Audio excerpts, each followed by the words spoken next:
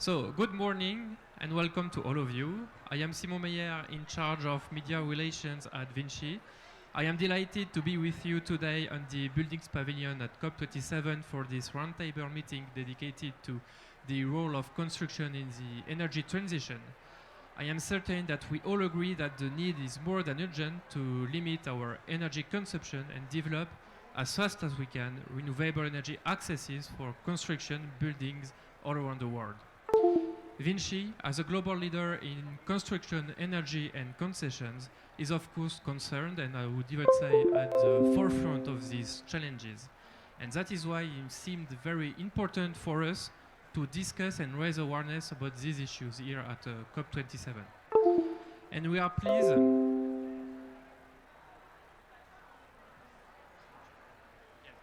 are pleased today to welcome a panel of experts who will present and discuss their ongoing solutions all around the world in order to foster access to renewable energy, to encourage international cooperation and financement, as well as nature-based solutions. So we are welcoming Isabelle Spiegel. Good morning. You are Vinci's Global Head of Environment. Karim Selouan. Good morning. You are CEO and founder of Resilience. Laura Williamson, Memberships and Institutional Partnerships Director of REN21. And Raja Shafil, bonjour. Vous êtes directrice générale du Centre marocain de compétences en changement climatique. Oh, okay, fine. And to kick off the session and introduce our participants, I will let each expert share with us the main challenges they are facing in their organization and sector to accelerate the energy transition, starting with Isabelle Spiegel. Yeah, good morning, everyone. I'm really glad to be there with you and speak about the huge challenges still ahead of us when we mix together, when we want to talk about the role of construction in the energy transition. I decided to show you two graphs that are really the graphs of the challenge which are still ahead of us. On one side, clearly we do still have a lot of needs in the construction in the industry globally, because we need to feed all the need for housing, industrial activities, working activities, etc., for people living on the planet. And you see that the market of the construction sector globally will still increase in the coming decades, almost doubling in the coming decades. And this is because we'll become more than 9 billion of people living in the planet, so the needs are there. But at the same time, the energy side here, we need not to increase too much the consumption, so the production at the same time. So we need to maintain the production in the coming 3 decades more or less at the same level as it is now. But what we need is a tremendous change in the term of mix of energy that we are using. So we all know that, but when you see these two curves together, it reminds us that the challenge is really tremendous, that everybody is saying that there's no time to think too much about that. We need actions. So that's what we want to discuss clearly today together in this session, because all what we need to achieve is that 9 billion of people living well within the planet boundaries. Clearly, this is our common goal today, what we want to discuss in this session. Thanks a lot, Isabelle. Now I'm speaking to Laura Williamson from REN21. Can you tell us more about your challenges and your presence at COP27, please? Yes, hello, thank you, and welcome everybody. So REN21, we are a policy network that works across key stakeholder groups, so governments, non-profits, research and academia, as well as the industry, the business sector. And what I thought was interesting here was the title of the role of construction in the energy transition.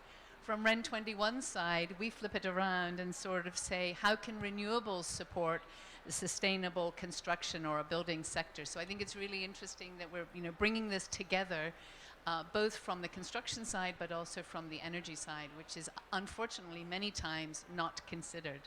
And I think the biggest challenge that we're facing, it's not unique to the building sector, but I think the building sector construction sector has a real role to play is that we are seeing the uptake of renewables, but it's not happening fast enough. And where it is happening is not in the sector, not in the energy sector that actually has the greatest impact. So if we look at total final energy consumption, power sector, electricity, the power sector only accounts for 20% of the final energy consumption. And we have very high shares or relatively high shares of renewables in that sector. But we have 80% of total final energy consumption, 30% consumed roughly by the transport sector and 50% for heating and cooling. And there we only have 11% penetration of renewables. So there's a huge, huge opportunity here, both from a climate mitigation side, but also an adaptation and resilience side for how renewables can really support this moving forward sustainable construction and buildings, particularly with the growing urbanization that we're seeing around the world. So I'll leave that there. Thanks a lot, Laura. Very clear. Raja Shafil, as director of the Forcy Morocco Center, can you tell us more about what you do? Merci beaucoup. En fait, le centre 4C Maroc a été mis en place à la veille de la COP22 et le but était en fait d'aider tous les acteurs au niveau national et au niveau africain à mieux comprendre les enjeux climatiques, mais surtout pour soutenir les politiques de lutte contre les changements climatiques au niveau marocain et au niveau africain. Comment on est organisé? En fait, on est une plateforme assez particulière parce que nous comportons en fait 4 collèges ou groupes de travail parce que nous avons 41 membres au sein du 4C Maroc. Alors c'est ainsi que nous avons par exemple un collège qui rassemble les ministères et l'administration publique et territoriale en général, un collège qui rassemble tout le secteur privé, un collège des ONG et de la société civile en général et un collège qui comporte tous les acteurs de la recherche, formation, innovation dans le domaine des énergies renouvelables et dans d'autres domaines en lien avec la lutte contre les changements climatiques. Merci beaucoup. Thanks a lot, Raja. Now, last but not least, Karim Selouane. You are founder and CEO of Resilience within the Vinci Group, which is a design office dedicated to adapting to climate change. Can you tell us more about what you do, please? Thank you. Resilience is a design office dedicated to climate change adaptation. We accompanied a lot of stakeholders, notably all the stakeholders implicated into the build construction sectors. For example, we accompanied the financial institution, private bank, for example, the international funder, the policymaker, the cities, the urban planner, the operators, etc. And we try to match the lot of all these stakeholders to build or to co-design some international partnership, notably to support the southern countries.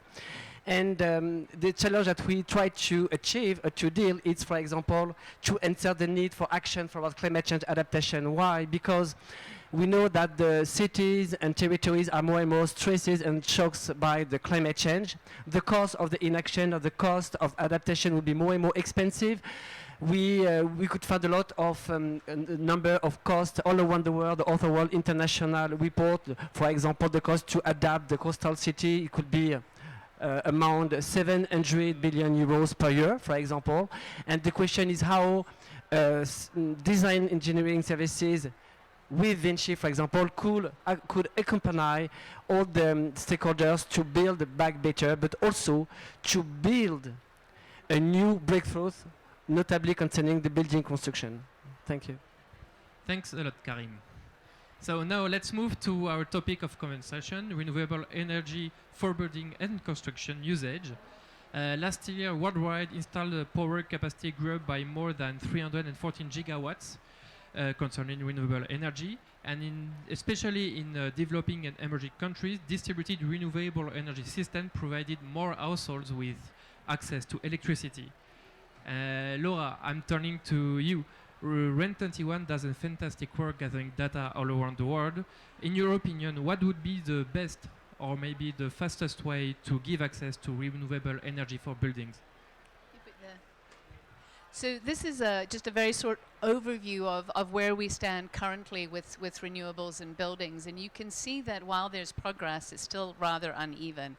And if you remember the first statistic I gave when I started, which said that the renewable uptake that we're seeing is in the power sector and not in the heating and cooling and transport sectors, you can see it reflected here in the sense that we've only got about 11.7% that the electricity supplied is only about 11.7%. Bioenergy can play a key role in the heating of buildings, but it's still very low penetration. There's increasing growth in the cooling sector in buildings, which is understandable. That does often come under the power sector, but there's also district heating that can also be integrated, heating and cooling systems that can be really integrated in the building environment. So the sort of the takeaway is that it's happening, it's uneven. It's happening predominantly with around renewable electricity, but it's not being addressed, or there needs to be greater emphasis on where renewables can really support on the heating aspect of buildings and construction. You can see here, you can see the shift over 10 years. This is a little bit more granular. I think what's concerning about, so the positive is great, we're getting the share of renewables in building. What is not great is if you look at the gray squares, we still have a very persistent, stubborn share of fossil fuels in the total final energy consumption mix. We are never, ever, ever going to get to 1.5 until we do two things. We ramp up, we amplify the uptake of renewables 3-5-fold, and we leave fossil fuels in the ground. Okay? REN21 as an organization is about the rapid uptake of renewables. We are not, that is our entry point. And for us, we really believe that renewables can support and really drive the energy transition. But we also need to stop consuming the fossil fuels as well. Otherwise, we will never invert this, this image here. And I'll stop there. Thank you, Laura. Isabel, as Vinci's global head of environment, you do see how companies are tackling the demand on renewable energy in both building and transportation sectors. According to you, what would be the main leverages that companies can activate to move faster on the matter? What is clear is that our activities in the construction sector are in the center of the problem on one side, but of the solution as well. And this is clearly what our companies now we want to do, is really demonstrate that we are capable of bringing some solutions. So if I look at the levers that we have in front of us, I see three main levers. The first one is to limit the consumption of energy. So all what we can do in terms of sufficiency but also efficiency with the techniques to optimize and really balance the usage and the production of energy. So on this side, for instance, we do have one solution. I could pick up many of them, but Reaskin, which is material-based solutions, how to insulate buildings from the exterior with this solution, which is made of biomass insulation, but to be able to insulate quicker than the usual solution on the market. So this is in the center of energetic renovation of buildings, how to make sure that with the right materials, we do not over-consume the energy. Second lever will be on low carbon energy. So for sure, Laura, you introduced very well the topic of renewable energy, but here we need to clearly bring low carbon energy into the buildings, but also into the construction and the larger infrastructure market.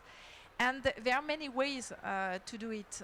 One is really to build large infrastructure and to be able to transport electricity through high voltage lines, etc. These are clearly some markets for companies like us.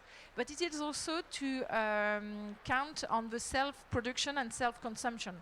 And specifically for buildings, so when I'm thinking about Africa, and we'll come back to this, we can really implement here. This is a picture of solar panels that are installed close to an airport for us, so to fit the direct need of the platform of the airport. So that's the second level, low carbon energy, clearly, and renewable as a key action here. And the third one is probably the financing. Because what we need as well is more an overall approach to bring together the different elements of the value chain. And thinking long term is not always possible when we are in the construction sector, which is a sector which is really fragmented. But bringing at the same time financing, construction work and operation allow to think about the return on investment on the few actions and investment that are required on the long term.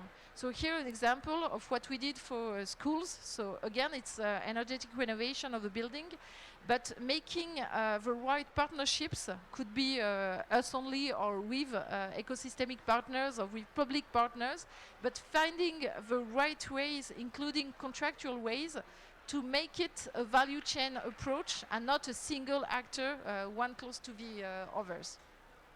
So these are, for me, part of the keys. Yes. Thank you very much, Isabel. Karim, as a resilience expert, can you tell us how energy transition is linked to climate resilience? In fact, just before to introduce the link between the decarbonization, energy efficiency and adaptation, we decided 1 year ago to launch one international initiative which called the 10 Principles for Effective Action that you could see here. And the number 4 is mitigation. Why? Because we are sure, we are convinced that we need to align the both action, mitigation in tandem with adaptation.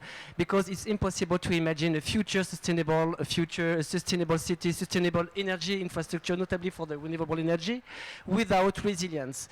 Because we know that all the built environment could be damaged, could be destroyed, and we could lose a lot of waste money, lost time, energy, all the effort to achieve decarbonization of all sectors, notably through the built environment, could be damaged with the climate risk. That's why the both should be not in opposite, but in aligned, absolutely aligned. And this is one example concerning the building sector, notably for the real estate or the building houses or real estate, all the building components. We are signed manifesto to align, for example, the International Alliance for HQE, dedicated to building referential, notably concerning the energy efficiency, the circular economy, how all these elements to achieve the objective of sustainable building should be aligned with adaptation. In the other world, one of the objectives is, for example, how you could stress each component of renewable energy, decarbonization elements, how they could react with the new context of climate, for example, notably to be aligned or to mitigate the risk of during the heat wave, to mitigate the risk of the flooding, for example, etc., etc.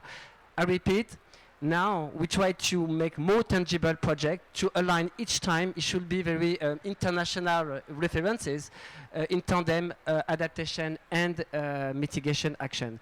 Then we try to announce in this 10 principle. Thank you, Karim. I suggest now that we focus on cooperation with different countries, especially in Africa. Raja Shafil, as director of the Foresee Morocco Center, can you tell us more about your experience and international cooperation, please? Merci beaucoup. En fait, pour réaliser tout ce qu'on est en train de dire ici, la résilience, l'adaptation, l'atténuation, etc., il nous faut de l'expertise. Et l'expertise dans le domaine des changements climatiques, on le sait, dans le monde entier, elle est très rare, et encore plus au Maroc et dans les pays africains. C'est pour ça qu'en fait, dès que le Centre 4C Maroc a été créé, nous avons accordé une attention très particulière à l'empowerment des jeunes et donc à leur formation pour mettre sur le marché du travail plus d'experts en Afrique capables de prendre en charge les politiques climat. Juste pour donner quelques chiffres, par exemple, juste avant. Donc, juste pour donner quelques chiffres, nous avons formé jusqu'à aujourd'hui, dans le cadre de ce qu'on appelle la masterclass du 4C Maroc, on a formé plus de 200 jeunes, les intègre dans les politiques locales de développement. On totalise aujourd'hui, en l'espace de 2 ans, plus de 2000 heures de formation au profit de tous les acteurs concernés. Et puis nous avons soutenu à ce jour 20 projets de la NDC du Maroc, donc pour qu'ils aient accès plus facilement à la finance climat. Maintenant, ce que nous faisons également pour mieux sensibiliser donc tous les acteurs à la problématique des changements climatiques, nous produisons beaucoup de rapports, d'analyses politiques, des notes de synthèse, etc., dont notamment notre dernière note sur l'impact du Green Deal européen sur l'économie marocaine. Donc qui a suscité beaucoup d'intérêt pour que les acteurs, surtout économiques, comprennent mieux qu'est-ce qui les attend. Quand le Green Deal européen rentrera en vigueur en janvier 2023, c'est-à-dire très prochainement. Alors vous avez ici quelques exemples de rapports que nous produisons, etc. Et donc concernant la coopération Sud-Sud, parce que comme j'ai dit tout à l'heure, le 4C Maroc, dès sa création, était tourné également vers la coopération Sud-Sud, et c'est comme ça que nous soutenons la commission climat du bassin du Congo, donc que nous avons aidé à mettre en place le fonds bleu du bassin du Congo. Nous avons soutenu cette initiative sur le plan financier, mais également sur le plan technique. Donc le fonds bleu du bassin du Congo aujourd'hui existe, et nous avons soutenu également la commission climat du Sahel, qui comporte également 17 pays, à mettre en place le mécanisme financier du Sahel. Alors ça nous amène à parler du financement, parce que le financement est très important. C'est pour ça que dès le départ, cette question du financement était très importante pour nous, étant donné que l'Afrique arrive difficilement à canaliser donc la finance climat. Il paraissait tout à fait utile d'aider donc les commissions africaines créées à la COP22 à l'initiative Sa Majesté le roi Mohamed VI, roi du Maroc, donc les aider à se doter de fonds dédiés au climat pour avoir plus de facilité à canaliser la finance climat.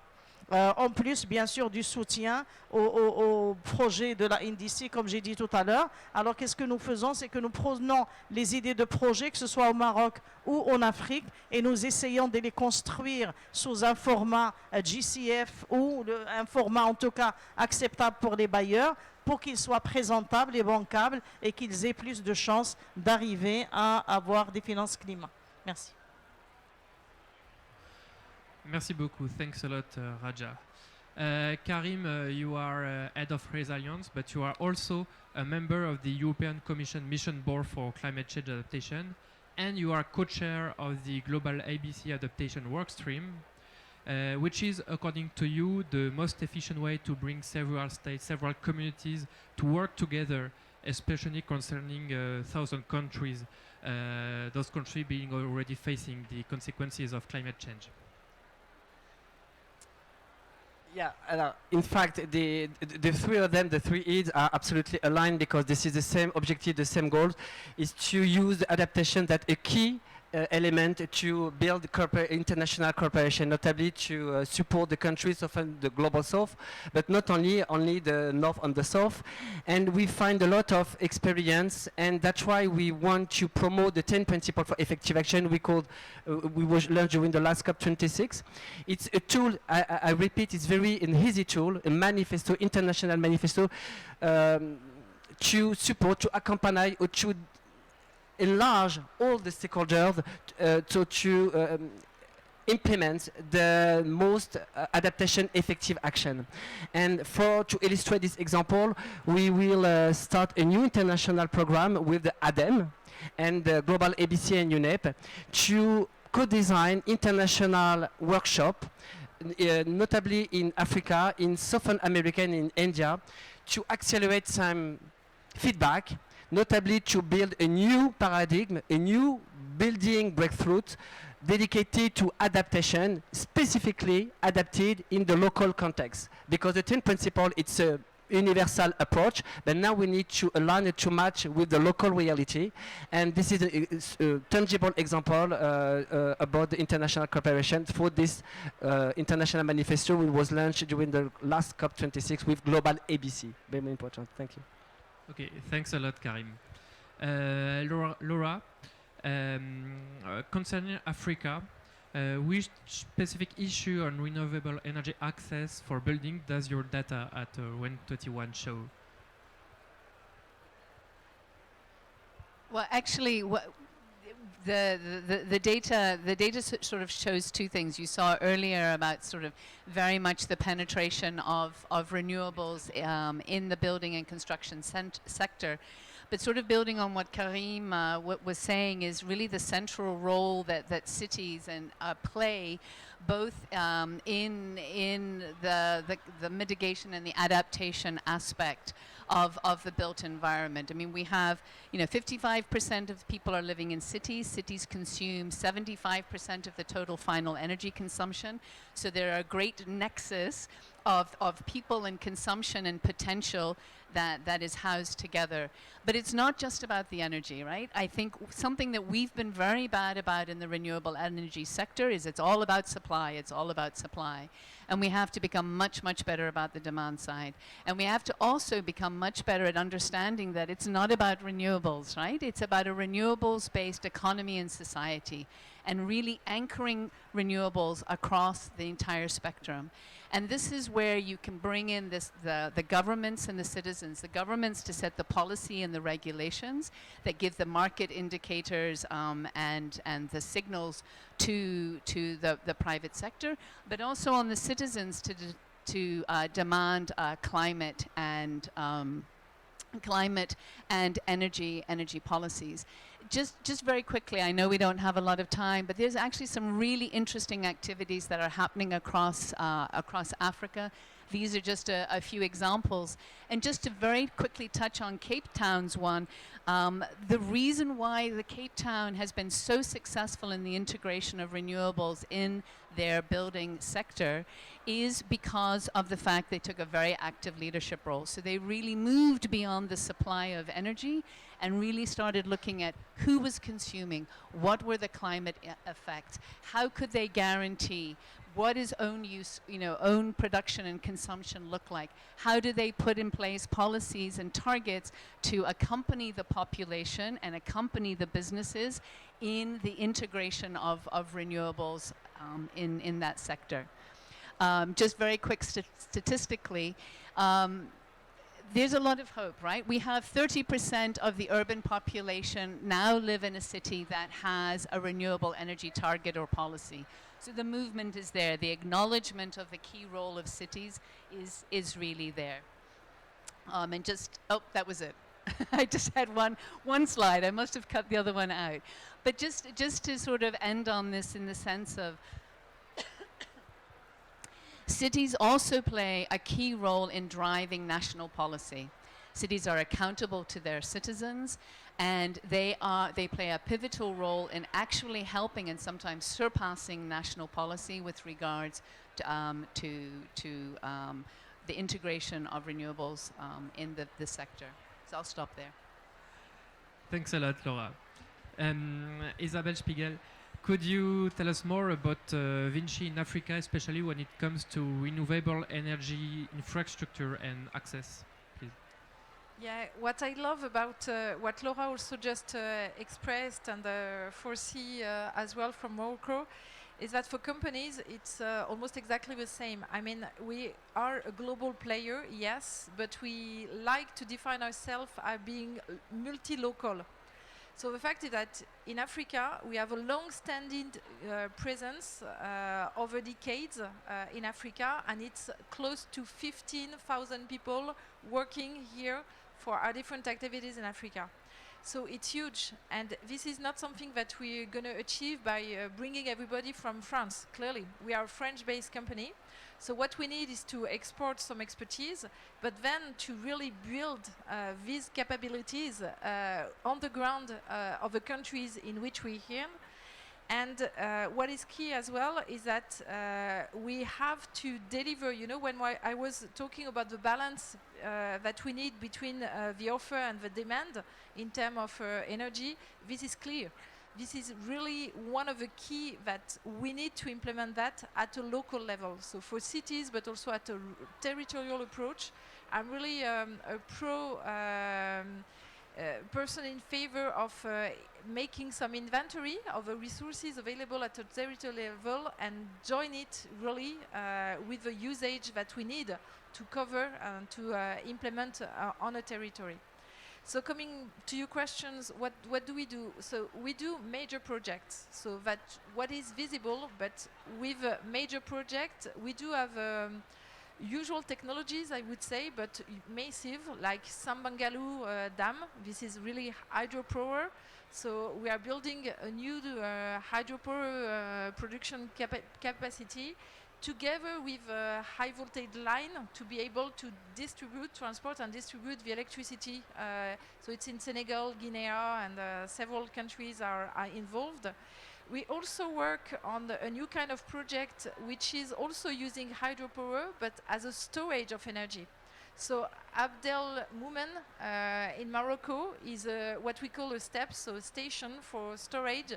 So it's really 2 big pounds of water, and we're using this as a storage capacity to generate electricity production when we need.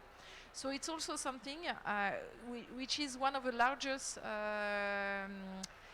projects of this kind that we are building, and it has already brothers and sisters coming up in different countries. Hydrogen is also a reality, and Africa, really the past 2 years, I think, were full of announcements and commitments of cooperation between developed countries, I would say, and many territories in Africa wanted also to not only test hydrogen, but really truly implement that and use it already. And at the same time, so these are some major projects, some innovation. We are also a company close to the ground. We provide daily activities. So we're helping cities, territories, industrial actors to also integrate better management of their utilities, for instance. So it's again coming back to the 2 levers that I was describing. It's a part of making sure that we consuming the right amount of energy, and here we can implement a lot of very small technologies, making sure that we deliver it in the right way, but also low carbon technologies. And with this huge project, but at the same time also, Africa specifically has a lot of wind and solar power capacity, so it's also the self-production and for self-consumption of energy, which is key. So 15,000 people working, and definitely seeing that energy is key for the environmental and energetic transition for our continent, but also a global challenge. Yes, thank you very much, Isabelle. Let's switch now to financing, which is also one of the main focuses here at COP27. We easily figure that vast green energy infrastructure projects, such as the one in Sambangalu, for example, need a strong financing model. And I'm turning now to you, Raja Shafil. Is financing one of the key successes for your projects? Thank you so much. As we know, Africa is the most vulnerable continent to adverse impact to climate change. In Africa, we need to better understand our vulnerabilities, and to better understand our vulnerabilities, we need the first capacity building. We need expertise. We need young empowerment, but we need also to better understand the vulnerability of cities and territories. We need vulnerability modelization, and now we launched with the resilience study with Canadian financing to modelize vulnerability in the north of Morocco. But we need also finance. We need the finance not only for resilience and adaptation, but we need the finance also for loss and damage. We know that here in COP27, loss and damage, it's a very important item in the negotiation. And so we need to discuss seriously about loss and damage, because it's very important.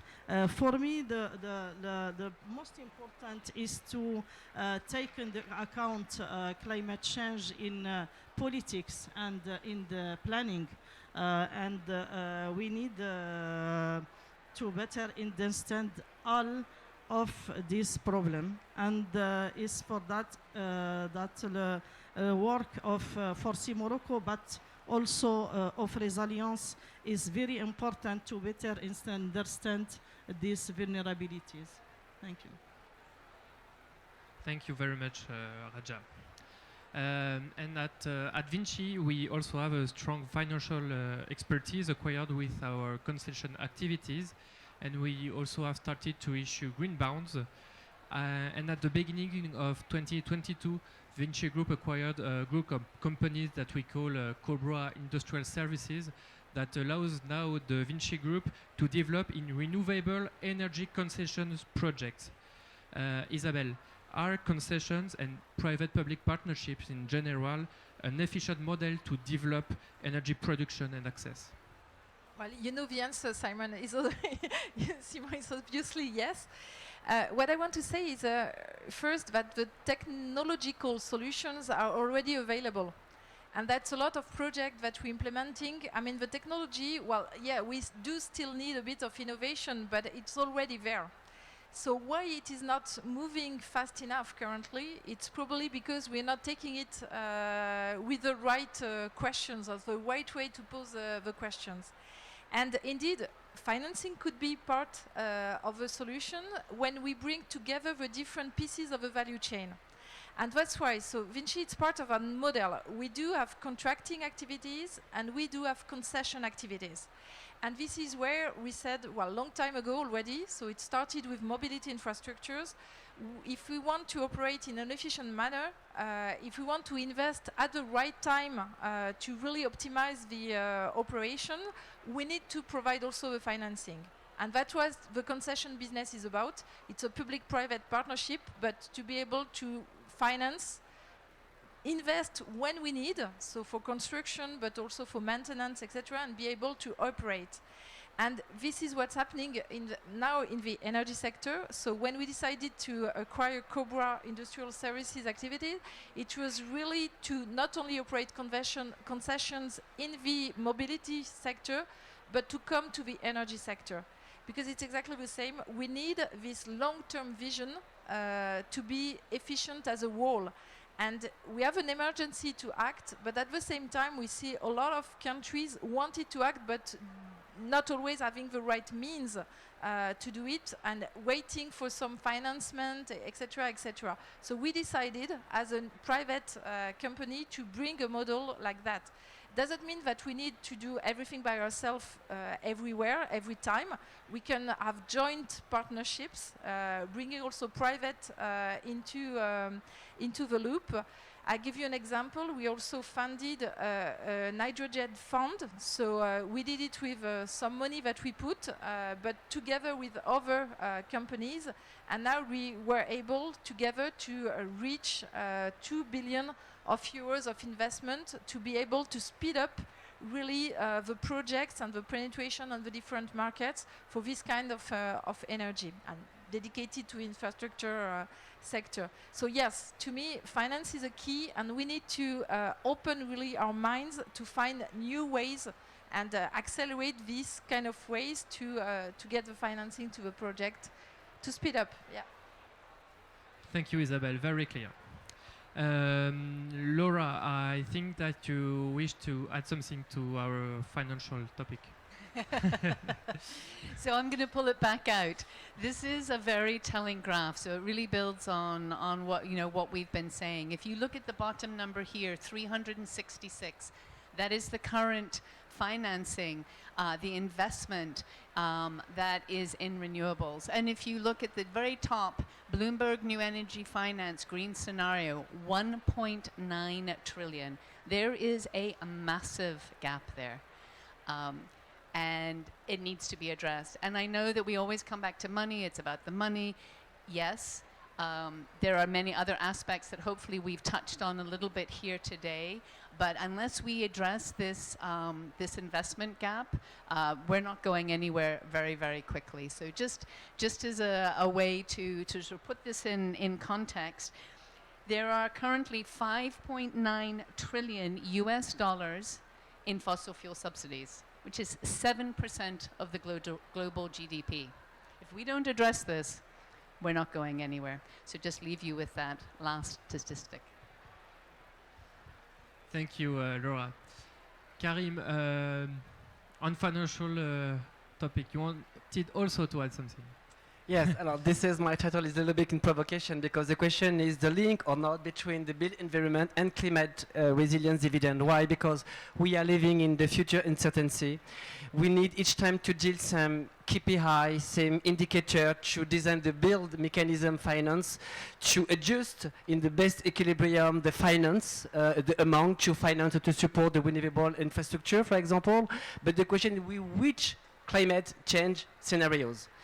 And today we have some information, but tomorrow all the data that we have could be changed, and we need to be sure that the situation, the current models that we need to change or to use or to decide today will be current and will be relevant for the future decade. Because we know that the loss of damage equaled a lot of the impact of the global GDP. We had some evaluation estimate the impact of the climate change between 20 or 30% of the global GDP, and the most impact is linked with the build environment vulnerability. Here you could find from my side 5 point key elements. This is the cost of dysfunction, for example, the cost of emergency adaptation, the cost of insurance risk, the financial risk also, and the losing first mover position, because what we know that the resilience building, the resilience infrastructure, the resilient city will become more and more the first factor for the attractivity of territories, or the most attractive, a key element for the competition between cities, national government, or the local administration. Don't forget that the resilience could become, or will become, the first factors to discriminate the more attractive territories. Thank you very much, Karim. And thanks all of you for sharing your solutions and convictions. We are already arriving to the end of this roundtable, and I think we can all say that now we really see the hugeness and the importance of addressing energy transition issues in the construction and building industries. To conclude this roundtable, I will ask each one of you to share in a few words the one key message, the one conviction that you consider as capital to succeed in making the energy transition a reality. Who wants to start?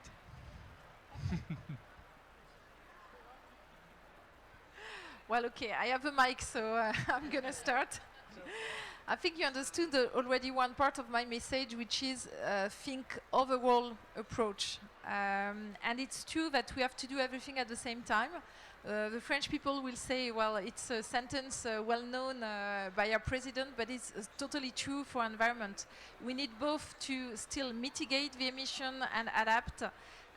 We need to tackle climate change clearly, but also biodiversity, resources and water issue. And I see only one way to do that is really think about the final goal that we want to reach. And what we need is really for 8 billion of people living well within the limit of the planet.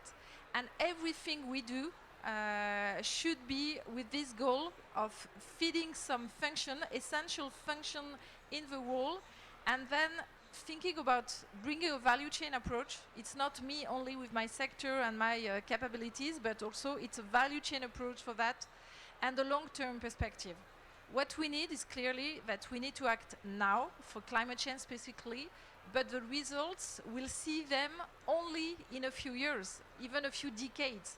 But yes, that's obvious. So value chain approach and long-term perspective, and do not hesitate to really bring this together with the right ecosystemic approach, so with cooperation. So it was a bit more than one sentence. Sorry, Simon. All right, I'm going to build directly on that. We're seeing a lot of increased ambition, but there's still a disconnect with actually what's happening on the ground. And I think we've sort of illustrated here where the gaps are and what the potential is. And to build very much on what you were just saying is the fact that we need a systemic approach. We need to integrate, from the renewable energy side, we need to integrate renewables across society, across our economies, through the end-use sectors, through the construction, the building sector, the transport sector, and really looking at what is that ecosystem that we are building, and how can we create that as sustainable environment. And construction plays a key role. I think it's particularly given the increasing urbanization, and I think that what comes with this and what we also need to address is we also now need to start thinking about where the embedded carbon is. We didn't address this today, but embedded carbon is also a very important aspect and becomes a part of that systemic approach. So I'll leave it there. Thank you. From my side, in fact, I jump into your comment concerning the systemic approach, but the systemic approach through the climate change adaptation, very important.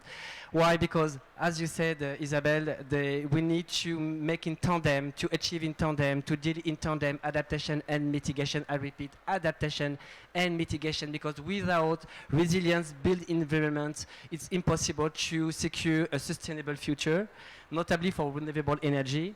And we need to accept that we are living in the new world with a new geographical environment, with a new climate, with a new uncertainty, a new future.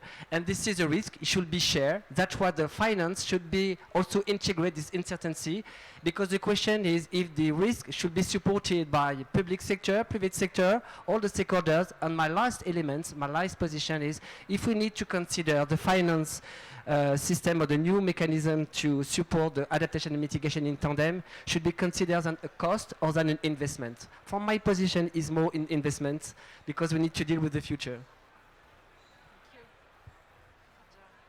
Thank you. Thank you so much. I think first we need a better assessment of our vulnerabilities and our potential of adaptation and resilience. We need to introduce resilience and adaptation in all planning and policies. And we need also easier access to climate finance, because as African countries we cannot do anything without climate finance access. So I need, it is very important to simplify access to the Green Climate Fund and to other climate fund. Thank you. Thank you very much, Raja. So now, before we leave, we are ready to take some questions. If you have some, our experts would be more than happy to answer to you.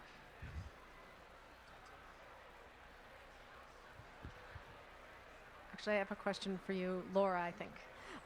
So I was interested, I'm Rama, sorry, from Autodesk. I'm curious, you said that 55% of population lives in cities, but 75% of energy consumption happens in cities. And the common lore is that cities are more sustainable than exurbs and rural areas. So I have to admit, even though we're data-driven as a company, I was shocked to see that statistic. So can you dig into that a little bit? Shocked in a good way or a bad way? I So- mean, a bad way. I think part of the challenge is so if we take the exurb, how do we define the city boundaries? And I think that's really a challenge. The reason for the high level of consumption, the total final energy consumption, is because of all the activities that happen within a city. And that includes all the transport. So we're not just talking about the heating and cooling and the power sector, but it's the transport sector, which is also very much centralized. So a lot of the, if I don't have all the data, I'm actually not the data cruncher at our organization, but if you were to take that at 75% and then break it down, you would find that transport has a huge share of that 75%. So that's another reason why it's so high. But that's also why cities are such a fantastic place. And I didn't say this, but I totally agree that, and this is a fantastic thing about renewables, woohoo, is the adaptation and resilience component that renewables bring to the energy discussion within the construction and the built environment. Yeah. But I can put you in touch with the data crunchers. There is competition for questions, so I'm sorry. I'm Roland with the World Business Council for Sustainable Development, and I'd like to thank you for this really holistic discussion, adaptation, mitigation, but also the built environment and the energy system.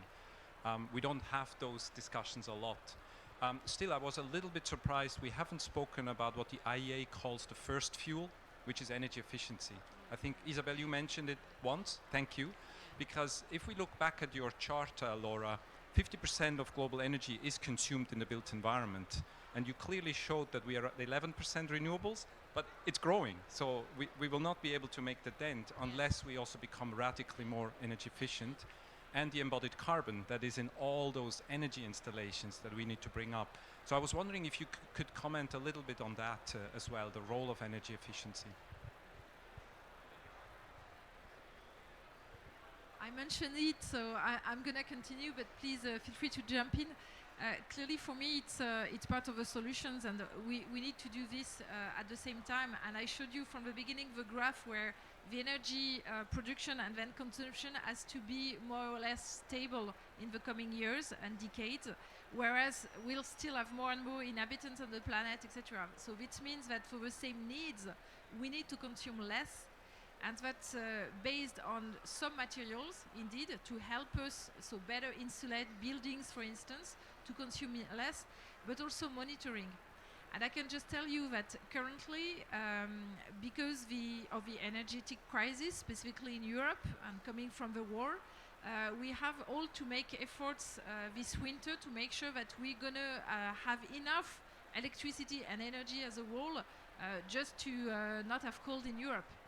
So we were able to put up some sufficiency plan to say, well, let's reduce the emissions to 10 to 15%. So for buildings, we want to reach our own buildings 15% reduction.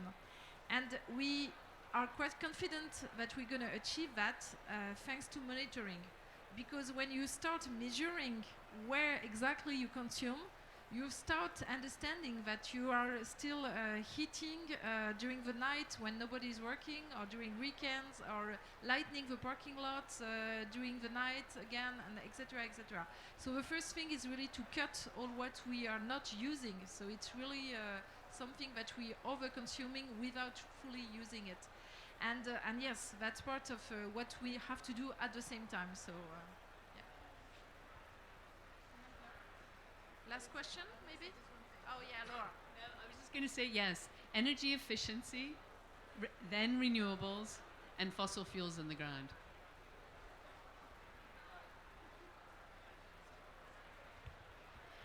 Hi, good morning, everybody. My name is Matilda, and I run an NGO called Ocean Purpose Project.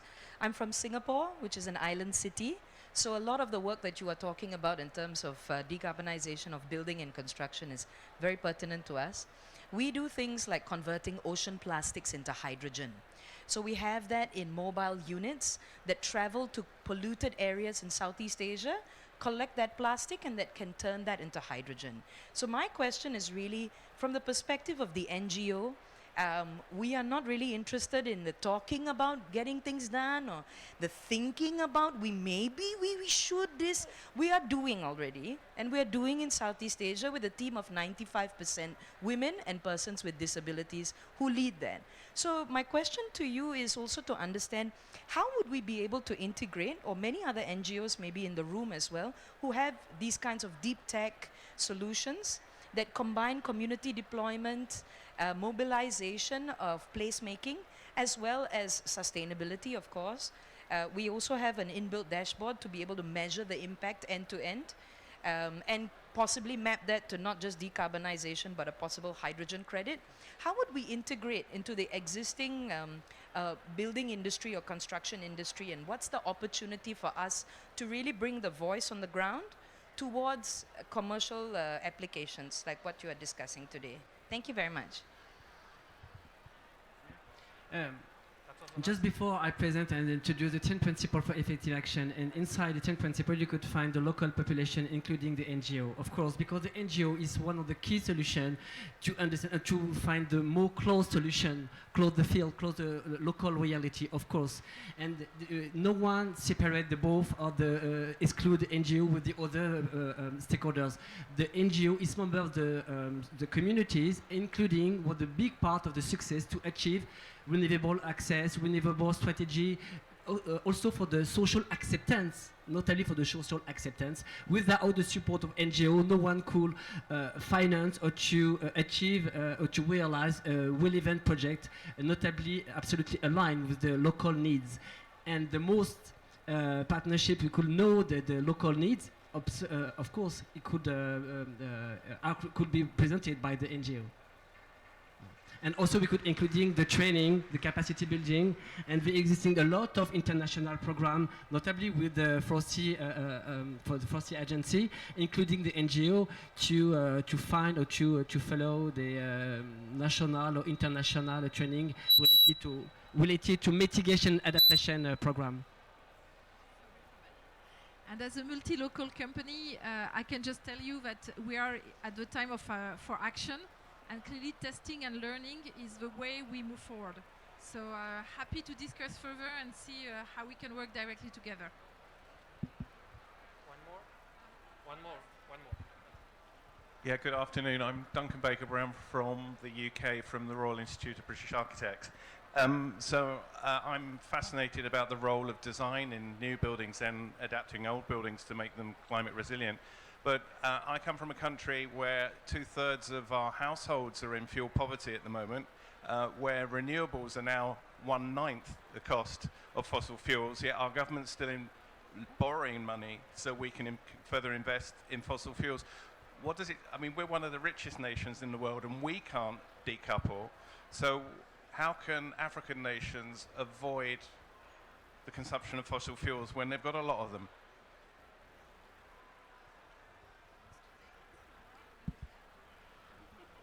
Well, I would start with the point that, you know, I think it's, don't quote me on this number please, but there's about 20 or 22 countries that have access to gas reserves in Africa.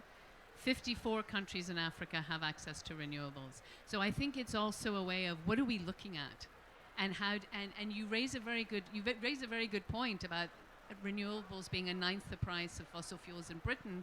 But we're stuck in this intransigence, and I think this is a real wake-up call. I'm not going to speak about. I'm just responding to your question, and I don't have the answer, but I think it really encapsulates this sense of we need to radically change our thinking and radically change our demands via our governments. As citizens, we have a right and we have a role just as much as our governments have towards us.